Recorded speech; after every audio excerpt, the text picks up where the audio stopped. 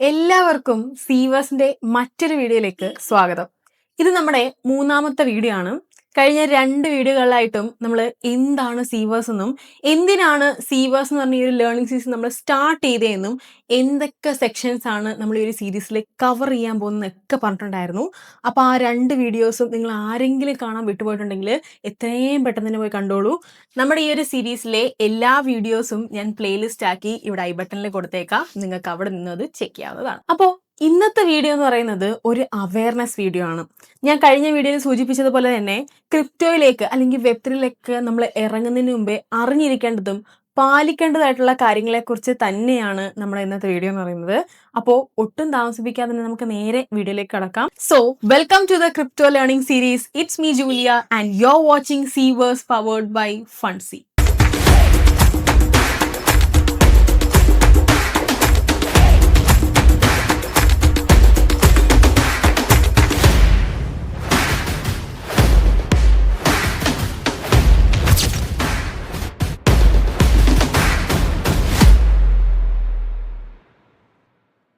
അപ്പോൾ ആദ്യം നമുക്ക് ഈ ഒരു ക്രിപ്റ്റോ വേൾഡിലേക്ക് ആദ്യമായിട്ട് വരുന്ന ബിഗിനേഴ്സിനും അതുപോലെ തന്നെ ഇതിനെക്കുറിച്ച് കുറച്ചൊക്കെ അറിയാവുന്നവർക്കുമുള്ള കുറച്ച് സംശയങ്ങളും തെറ്റിദ്ധാരണകളൊക്കെ തീർത്തിട്ട് മുമ്പോട്ട് പോകാം. അതിലെ ഏറ്റവും പ്രധാനപ്പെട്ട ഒരു സംശയമാണ് ക്രിപ്റ്റോ ലീഗലാണോ ഇല്ലീഗലാണോ എന്നുള്ളത്. ക്രിപ്റ്റോ ലീഗലാണോ എന്ന് നിങ്ങളുടെ ചോദ്യത്തിനുള്ള മറുപടി ഞാൻ പറഞ്ഞുതരാം. ക്രിപ്റ്റോ ലീഗലാണ്. എന്നാൽ നിങ്ങളിവിടെ അറിയേണ്ടതായിട്ടുള്ള കുറച്ച് ഇമ്പോർട്ടൻ്റ് ആയിട്ടുള്ള കാര്യങ്ങളുണ്ട്. അതായത് ക്രിപ്റ്റോ ലീഗൽ ആണെങ്കിലും ക്രിപ്റ്റോ കറൻസിയെ ഒരു ലീഗൽ ടെൻഡർ ആയിട്ട് ഗവൺമെന്റ് അംഗീകരിച്ചിട്ടില്ല. പക്ഷേ ഇതിനെ ഒരു വിർച്വൽ ഡിജിറ്റൽ അസറ്റ് ആയിട്ട് ഗവൺമെന്റ് അംഗീകരിച്ചിട്ടുമുണ്ട്. കുറച്ചും കൂടെ വിശദമായിട്ട് ഞാൻ നിങ്ങൾക്ക് പറഞ്ഞുതരാം.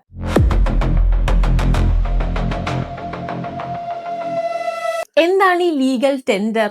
നമ്മുടെ രാജ്യത്ത് നിയമപരമായി പണമിടപാടുകൾ നടത്താൻ വേണ്ടി ഉപയോഗിക്കുന്ന കറൻസിയാണ് ലീഗൽ ടെൻഡർ എന്ന് പറയുന്നത്. ഉദാഹരണത്തിന് ഞാനൊരു കടയിൽ പോയി സാധനം വാങ്ങിയിട്ട് 500 രൂപ കൊടുക്കുകയാണെന്ന് കരുതുക. അപ്പോൾ കടക്കാരന് ആ 500 രൂപ നിയമപരമായി സ്വീകരിച്ചേ പറ്റൂ. കാരണം അത് നമ്മുടെ ഔദ്യോഗിക കറൻസിയാണ്. എന്നാൽ ഞാൻ 500 രൂപയ്ക്ക് പകരം ഗോൾഡ് കോയിനാണ് കൊടുക്കുന്നതെങ്കിൽ അത് കടക്കാരന് വേണമെങ്കിൽ സ്വീകരിക്കാം, വേണ്ട എങ്കിൽ സ്വീകരിക്കാതെയും ഇരിക്കാം. അവിടെ നമ്മുടെ ഇന്ത്യൻ റുപ്പി പോലെ ഗോൾഡും സ്വീകരിക്കണമെന്ന് യാതൊരു നിബന്ധനയോ നിയമമോ ഇല്ല. കാരണം ഗോൾഡ് ഒരു ലീഗൽ ടെൻഡർ അല്ല. എന്ന് കരുതി ഗോൾഡ് ഇല്ലീഗലാണോ? അല്ല. അതുപോലെ തന്നെയാണ് ക്രിപ്റ്റോയും. ക്രിപ്റ്റോ കറൻസി ഇന്ന് ലീഗൽ ടെൻഡറായി ഉപയോഗിക്കുന്നില്ല എന്ന് കരുതി അത് ഇല്ലീഗലും ആകുന്നില്ല. അപ്പൊ ഗോൾഡ് പോലെ തന്നെ ക്രിപ്റ്റോ ഒരു വിർച്വൽ ഡിജിറ്റൽ അസറ്റ് ആയിട്ട് ഗവൺമെന്റ് അംഗീകരിച്ചിട്ടുണ്ട്. പിന്നെ നിങ്ങൾ മനസ്സിലാക്കേണ്ട ഒരു കാര്യം കൊണ്ട് ഇപ്പൊ വേണമെങ്കിൽ ക്രിപ്റ്റോ ഒരു ലീഗൽ ടെൻഡർ അല്ലായിരിക്കാം. പക്ഷേ ഒരു 10-12 വർഷങ്ങൾക്ക് ശേഷവും ഇതിങ്ങനെ തന്നെ ആയിരിക്കും എന്ന് പറയാൻ പറ്റുമോ? ഒന്നാലോചിച്ചാൽ മതി. ഇന്നത്തെ നമ്മുടെ ഗൂഗിൾ പേ ഒരു 20 വർഷങ്ങൾക്ക് മുന്നേ നമ്മൾ ആളുകളോട് പറഞ്ഞിരുന്നെങ്കിൽ അവരത് അന്ന് അംഗീകരിക്കുമായിരുന്നോ? ഇല്ല. എന്നാൽ ഇന്ന് അവരത് ഉപയോഗിക്കുന്നില്ലേ? അതുപോലെയുള്ളൂ ക്രിപ്റ്റോയുടെ കേസിലും. പിന്നെ നിങ്ങൾ മനസ്സിലാക്കേണ്ട ഒരു കാര്യം കൂടെ ഉണ്ട്. 2022 നമ്മുടെ ഇന്ത്യ ഗവൺമെന്റ് ക്രിപ്റ്റോയിൽ 30% ടാക്സും 1% TDS ഏർപ്പെടുത്തിയിട്ടുണ്ടായിരുന്നു. അതായത് നമ്മൾ ക്രിപ്റ്റോയിൽ നിന്ന് ഏൺ ചെയ്താൽ അല്ലെങ്കിൽ ഒരു പ്രോഫിറ്റ് ഉണ്ടാക്കുകയാണെങ്കിൽ അതിന്റെ 30% ടാക്സും 1% TDSും ഗവൺമെന്റിന് കൊടുക്കണം.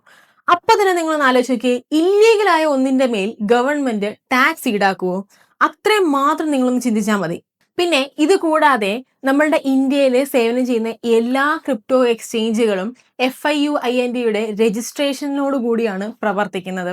അതുപോലെ തന്നെ 2023 ഇതെല്ലാം പ്രിവെൻഷൻ ഓഫ് മണി ലോണ്ടറിങ് ആക്ടിന്റെ പരിധിയിലും ആക്കിയിട്ടുണ്ട്. ഇനി നിങ്ങൾക്ക് തോന്നുന്നുണ്ടോ ക്രിപ്റ്റോ ഇല്ലീഗലാണെന്ന്? ലീഗാലിറ്റിയുടെ കേസ് പറയുമ്പോൾ ഒരു കാര്യം കൂടെ പറയാതിരിക്കാൻ പറ്റത്തില്ല. 2018 RBI ഒരു സർക്കുലർ ഇറക്കിയിട്ടുണ്ടായിരുന്നു. ആ സർക്കുലറിൽ പറയുന്നത് ഇങ്ങനെയാണ്: ബാങ്കുകളും മറ്റ് RBI റെഗുലേറ്റഡ് ഫിനാൻഷ്യൽ ഇൻസ്റ്റിറ്റ്യൂഷൻസുകളൊന്നും തന്നെ ക്രിപ്റ്റോ എക്സ്ചേഞ്ചുകൾക്കും ക്രിപ്റ്റോ ബിസിനസ്സുകൾക്കും ബാങ്കിങ് സർവീസ് നൽകരുത് എന്ന്. ഈ ഒരു വാർത്ത വന്നതോടുകൂടി പല ആളുകളും ചിന്തിച്ചിട്ടുണ്ടായിരുന്നു ക്രിപ്റ്റോ ഇന്ത്യയിൽ ബാനായി എന്ന്. എന്നാൽ പിന്നീട് 2020 മാർച്ച് 4 സുപ്രീം കോർട്ട് RBIയുടെ ഈ ഒരു സർക്കുലർ ഭരണഘടനാ വിരുദ്ധമാണെന്ന് കണ്ടെത്തുകയും അതിനെ പൂർണ്ണമായി തള്ളിക്കളയുകയും ചെയ്തിട്ടുണ്ടായിരുന്നു. കൂടാതെ ക്രിപ്റ്റോ എക്സ്ചേഞ്ചുകൾക്കൊക്കെ ബാങ്കിംഗ് സർവീസ് നൽകണമെന്നും വ്യക്തമാക്കിയിട്ടുണ്ടായിരുന്നു. ക്രിപ്റ്റോയെ ബാൻ ചെയ്യാനായിട്ട് RBI ഗവൺമെന്റിന് പ്രഷർ കൊടുക്കുന്നുണ്ടെന്നുള്ള കുറേ അധികം വാർത്തകൾ ഇന്നും നമ്മൾ കേൾക്കാറുണ്ട്. നമ്മുടെ ഗ്രൂപ്പിൽ തന്നെ പലരും ഇങ്ങനെയുള്ള വാർത്തകൾ ഷെയർ ചെയ്യുന്നത് ഞാൻ കണ്ടിട്ടുണ്ട്. എന്നാൽ നിങ്ങൾ മനസ്സിലാക്കേണ്ട ഒരു കാര്യമുണ്ട്.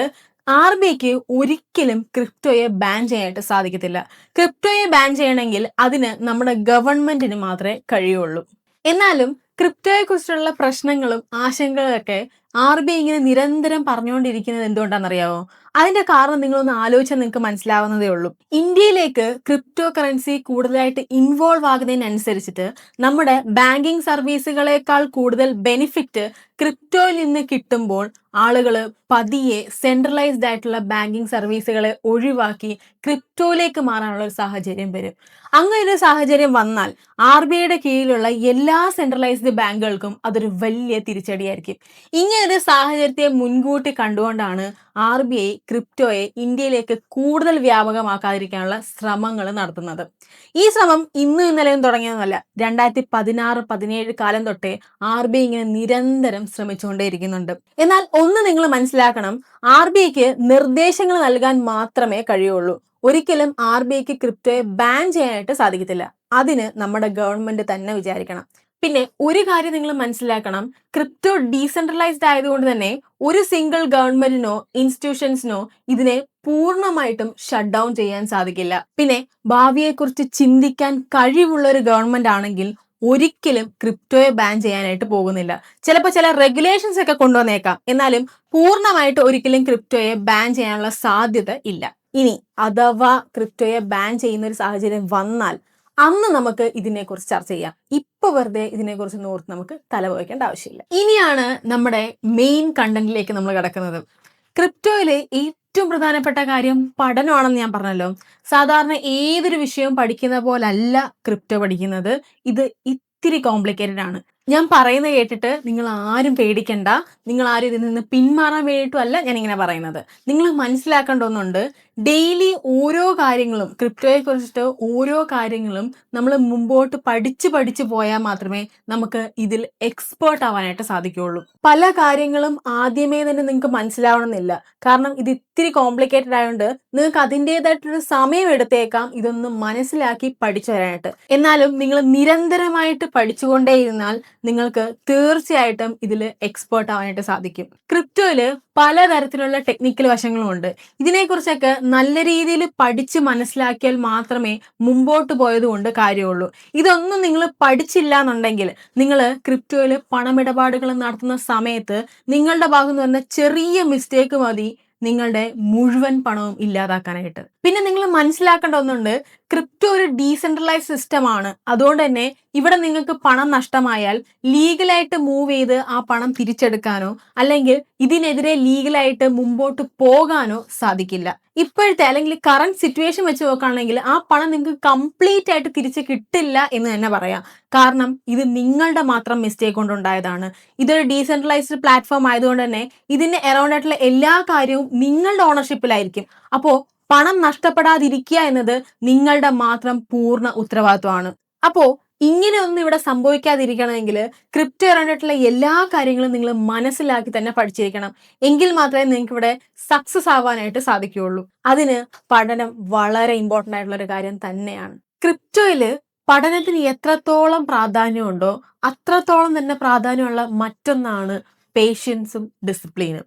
ക്രിപ്റ്റോയിലേക്ക് വരുന്നവർ അല്ലെങ്കിൽ ക്രിപ്റ്റോയിൽ നിന്ന് ഒരു കരിയർ ബിൽഡ് ചെയ്യണമെന്ന് ആഗ്രഹിക്കുന്നവർക്ക് ഉറപ്പായിട്ടും വേണ്ട ഒന്നാണ് ക്ഷമയും അച്ചടക്കവും. ക്രിപ്റ്റോയില് ലേണിംഗ് ആയാലും ശരി, ഇൻവെസ്റ്റ്മെന്റ് ആയാലും ശരി, എയർ ഡ്രോപ്പ് ആയാലും ശരി, ഇവിടെ എല്ലാം തന്നെ ഉടനെ റിസൾട്ട് കിട്ടണം എന്നില്ല. ഒരു പ്രൊജക്റ്റിന് വളരാനും നമ്മൾ ഇൻവെസ്റ്റ് ചെയ്താൽ അതിൽ നിന്ന് നല്ല രീതിയിലുള്ള റിട്ടേൺസ് കിട്ടാനും അതുപോലെ തന്നെ എയർ ഡ്രോപ്പ് പ്രോഗ്രാംസിൽ പാർട്ടിസിപ്പേറ്റ് ചെയ്താൽ അവിടെ നിന്ന് നമുക്ക് റിവാർഡ് ലഭിക്കാനും ഒക്കെ അതിൻ്റെതായിട്ടുള്ള സമയമെടുക്കും. ചിലപ്പോൾ അത് ആഴ്ചകളാവാം, മാസങ്ങളാവാം, ചിലപ്പോൾ വർഷങ്ങൾ വരെ എടുത്തേക്കാം. അപ്പോൾ അത്രയും ടൈം കാത്തിരിക്കാനുള്ള ഒരു ക്ഷമ നിങ്ങൾക്കുണ്ടായിരിക്കണം.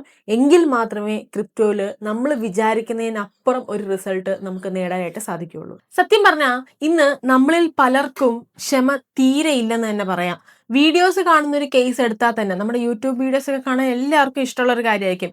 എന്നാലും യൂട്യൂബ് വീഡിയോസ് തന്നെ ഇത്തിരി ലെങ്തി ആയി കഴിഞ്ഞാൽ ആളുകൾ കാണില്ല. സ്കിപ്പ് അടിച്ച് പോകാറാണ് പതിവ്.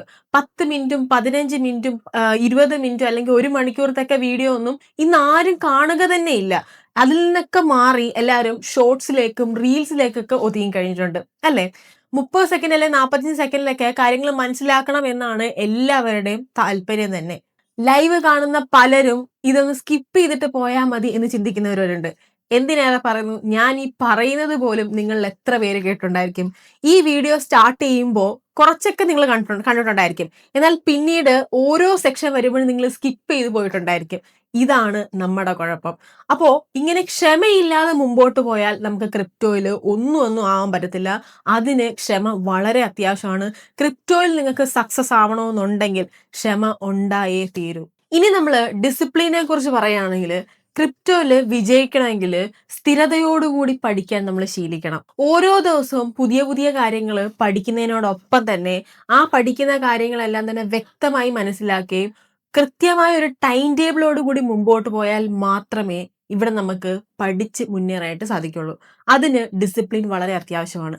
പഠനത്തിന്റെ കാര്യം മാത്രമല്ല, നിങ്ങൾ ഏതെങ്കിലും ഒരു ഘട്ടത്തിൽ തീരുമാനം എടുക്കുന്ന ഒരു സാഹചര്യം വന്നാൽ പോലും അവിടെ നിങ്ങളുടെ മനസ്സ് പറയുന്നത് പോലെ കേട്ട് തീരുമാനിക്കുകയല്ല ചെയ്യേണ്ടത്. പകരം പ്രോപ്പറായിട്ട് വ്യക്തമായിട്ടൊരു പ്ലാൻ തയ്യാറാക്കി തന്നെ മുമ്പോട്ട് പോകണം. ഈവൻ ഒരു ചെറിയ ട്രാൻസാക്ഷൻ, ക്രിപ്റ്റോയിൽ ഒരു ചെറിയ ട്രാൻസാക്ഷൻ നടത്തുകയാണെങ്കിൽ പോലും നിങ്ങളത് ഡബിൾ ചെക്ക് ചെയ്യേണ്ടത് വളരെ അത്യാവശ്യമാണ്. അപ്പോൾ അത്രത്തോളം കാര്യങ്ങൾ ശ്രദ്ധിച്ച് മുമ്പോട്ട് പോയാൽ മാത്രമേ ഇവിടെ നമുക്ക് ഒരു തരത്തിലുള്ള നഷ്ടവും സംഭവിക്കാതെ നമുക്ക് മുമ്പോട്ട് പോകാനായിട്ട് സാധിക്കുകയുള്ളൂ. അപ്പൊ ഇവിടെ നിങ്ങൾ നിങ്ങളുടെ മനസ്സിനെ അത്രത്തോളം കൺട്രോൾ ചെയ്യാനും കൂടെ ശീലിക്കണം. ഒരു തരത്തിലുള്ള ഇമോഷൻസിൽ നിന്നുകൊണ്ടും ഒരു തീരുമാനങ്ങളും എടുക്കാതിരിക്കാനും പ്രത്യേകം ശ്രദ്ധിക്കണം. ഇമോഷന്റെ കാര്യം പറയുമ്പോഴാണ് എനിക്ക് ഫോമോയുടെ കേസ് ഇവിടെ പറയാനായിട്ട് തോന്നുന്നത്. സോ അടുത്തത് നമ്മൾ പറയുന്നത് ഫോമോയെ കുറിച്ചിട്ടാണ്. ഫോമോ, ഫിയർ ഓഫ് മിസ്സിംഗ് ഔട്ട്, അതായത് നഷ്ടപ്പെടുമോ എന്നുള്ളൊരു പേടി. മറ്റുള്ളവർക്ക് കിട്ടുന്ന അവസരങ്ങൾ നമുക്ക് നഷ്ടപ്പെടുമോ എന്നുള്ള ഭയം തന്നെയാണ് പലർക്കും. ഈ ഒരു ഭയം കൊണ്ടാണ് പലരും ആലോചിക്കാതെ പോലും തീരുമാനങ്ങൾ എടുക്കുന്നത്. മറ്റുള്ളവർക്ക് പ്രോഫിറ്റ് കിട്ടുമ്പോൾ ഈ അവസരം നഷ്ടപ്പെട്ടാൽ ഇനി കിട്ടില്ലല്ലോ എന്ന തോന്നലില് വേണ്ടത്ര റിസർച്ച് നടത്താതെ പെട്ടെന്ന് എടുക്കുന്ന തീരുമാനങ്ങളെയാണ് ഫോമോ എന്ന് പറയുന്നത്. ഇങ്ങനെ നിങ്ങൾ ഇമോഷൻസ് മൂലം എടുക്കുന്ന തീരുമാനങ്ങൾ പിന്നീട് നിങ്ങളെ വലിയൊരു നഷ്ടത്തിലേക്ക് നയിച്ചേക്കാം. അതുകൊണ്ട് തന്നെ കൃത്യമായിട്ടുള്ള ഒരു റിസർച്ച് നടത്തി വ്യക്തമായ പ്ലാനോടുകൂടിയും അതുപോലെ തന്നെ സ്ട്രാറ്റജിയോടുകൂടി വേണം നിങ്ങൾ ഏതൊരു കാര്യത്തെയും സമീപിക്കാനായിട്ട്. അതുകൊണ്ട് തന്നെ ക്രിപ്റ്റോയില് ഫോമോയുടെ ആവശ്യമില്ല. എന്ത് ചെയ്താലും സമാധാനത്തോടെ വ്യക്തമായ ഒരു പ്ലാനോട് കൂടി വേണം നിങ്ങൾ ഇവിടെ ഓരോ കാര്യങ്ങളും ചെയ്യാനായിട്ട്. അടുത്തായിട്ട് എനിക്ക് നിങ്ങളോട് പറയാനുള്ളത്, ക്രിപ്റ്റോയിൽ വരികയാണെങ്കിൽ നിങ്ങൾ ഒരിക്കലും ഗ്രീഡി ആവാൻ പാടില്ല. നമ്മളിൽ പലർക്കും ഉള്ളൊരു സ്വഭാവമാണ് അതിയായി ആഗ്രഹിക്കുക എന്നുള്ളത്. അതായത് കൂടുതൽ ലാഭം കിട്ടുമെന്ന് കരുതി നിയന്ത്രണം വിട്ട് തീരുമാനങ്ങൾ എടുക്കുന്ന ഒരു അവസ്ഥയാണ് ഗ്രീഡ് എന്ന് പറയുന്നത്. ഇങ്ങനെ ഗ്രീഡി ആവുന്നത് കൊണ്ടാണ് പലപ്പോഴും ആളുകൾക്ക് യുക്തിപരമായ തീരുമാനങ്ങൾ എടുക്കാൻ പറ്റാത്തതും. അതുകൊണ്ട് ക്രിപ്റ്റോയിൽ ഒരു കരിയർ നേടണം എന്ന് ആഗ്രഹിക്കുന്നവരാണെങ്കിൽ, ഒരു കരിയർ ബിൽഡ് ചെയ്യണമെന്ന് ആഗ്രഹിക്കുന്നവരാണെങ്കിൽ നിങ്ങൾ ഒരിക്കലും ഇവിടെ ഗ്രീഡി ആവാൻ പാടില്ല. അപ്പോൾ ക്രിപ്റ്റോയിലേക്ക് വരുന്നതിന് മുമ്പേ നിങ്ങൾ ശ്രദ്ധിക്കേണ്ട കാര്യങ്ങളെ കുറിച്ച് ഞാൻ പറഞ്ഞു കഴിഞ്ഞു. ഇനി ഞാൻ ഇവിടെ പറയാൻ വിട്ടുപോയൊരു കാര്യങ്ങളുണ്ട്, അതുകൂടെ ഞാൻ ഇവിടെ നിന്ന് ആഡ് ചെയ്യാണ്. അതായത് നമ്മളിപ്പോൾ ജീവിക്കുന്നത് ഇന്ത്യയിലാണ്. അപ്പോൾ ഇന്ത്യയിൽ ക്രിപ്റ്റോ ഇറാനായിട്ടുള്ള കുറെ അധികം റൂൾസും ടാക്സും കാര്യങ്ങളൊക്കെ ഉണ്ട്. ഇതെല്ലാം പാലിച്ചുകൊണ്ട് മാത്രം നിങ്ങൾ മുമ്പോട്ട് പോകാനായിട്ട് ശ്രമിക്കുക. അപ്പൊ നിങ്ങൾ ഇവിടെ ഓരോ കാര്യങ്ങളിലും പാർട്ടിസിപ്പേറ്റ് ചെയ്യുമ്പോഴും ഏൺ ചെയ്യുമ്പോഴൊക്കെ ഈ ഒരു കാര്യം നിങ്ങൾ ജസ്റ്റ് ഒന്ന് മനസ്സിൽ കരുതി വെച്ചിരുന്നാൽ മാത്രം മതി. ഇതിനെക്കുറിച്ചൊക്കെ ഡീറ്റെയിൽഡ് ആയിട്ട് നമ്മൾ ഈ ഒരു ലേണിംഗ് സീരീസിന്റെ അവസാനത്തോട് കവർ ചെയ്യുന്നതായിരിക്കും. അപ്പോൾ അടുത്ത വീഡിയോ തൊട്ട് നമ്മൾ ഓരോ കാര്യങ്ങളും സ്റ്റെപ്പ് ബൈ സ്റ്റെപ്പ് ആയിട്ട് പഠിക്കാൻ പോവാണ്. അപ്പോൾ നിങ്ങളുടെ കയ്യിൽ ഒരു നോട്ട്ബുക്ക് കൂടെ നിങ്ങൾ ഒന്ന് കരുതിയേക്കണം. അതിൽ നമ്മൾ പഠിക്കുന്ന ഓരോ കാര്യങ്ങളും നിങ്ങൾ നോട്ട് ചെയ്ത് തന്നെ മുമ്പോട്ട് പോകണം. അപ്പോൾ അടുത്ത വീഡിയോ എന്ന് പറയുന്നത് നമ്മുടെ ഫസ്റ്റ് സെക്ഷൻ ആയിട്ടുള്ള എക്സ്പ്ലോറിംഗ് A to Z എന്ന സെക്ഷൻ ആണ്. ആ ഒരു വീഡിയോ ആയിട്ടായിരിക്കും നമ്മൾ ഇനി കാണാനായിട്ട് പോകുന്നത്. അപ്പോൾ നമ്മുടെ ഇന്നത്തെ ഈ ഒരു വീഡിയോ ഇവിടെ അവസാനിക്കുകയാണ്. പക്ഷെ നമ്മുടെ യാത്ര ഇവിടെ അവസാനിക്കുന്നില്ല, അത് തുടരും.